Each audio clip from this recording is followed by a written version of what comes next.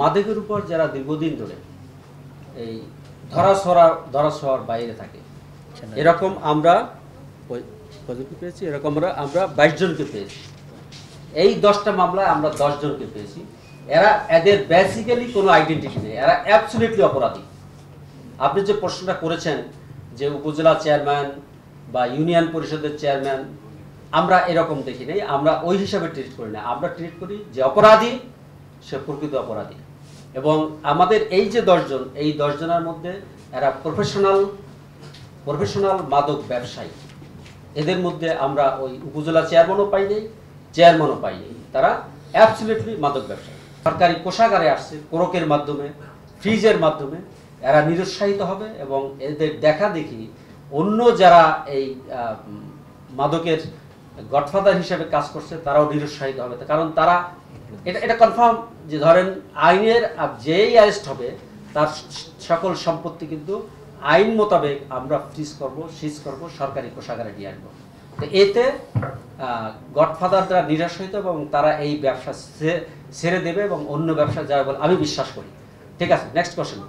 আচ্ছা, আপনার শুনেন, আমি সারা বাংলাদেশেই মামলাগুলি আছে।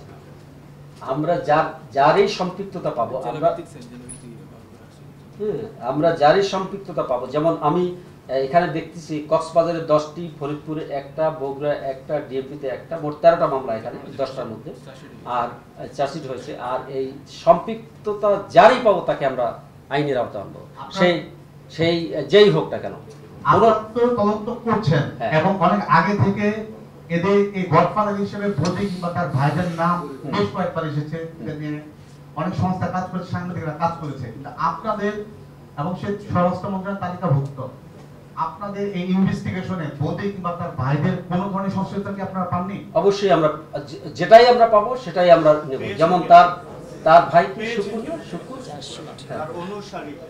তার অনুসারীও আছে এবং তার ভাইরাও আছে, তাদের কিন্তু আমরা আইনের আওতায় নিয়ে আসছি। যদি পেয়েছি আব্দুল শুকুর, তাই না? আব্দুল শুকুর এবং আমিনুর রহমান, এই দুইজন সম্ভবত তার ভাই। আচ্ছা, এই নাম তাদের ইন্টারোগেশন যদি নাম আসে আমরাও তাকে অ্যারেস্ট করবো, কোনো রকম ছাড় দেওয়া হবে না। মাদকের বিষয়ে কাউকে কোনো রকম ছাড় দেওয়া হবে না। আব্দুর রহমান এবং আরেকজন, তাদেরকে আপনারা কি হিসেবে পেয়েছেন, মানে তারা কি, এই ভূমিকাটা কি তাদের কাছে মাদকের সঙ্গে?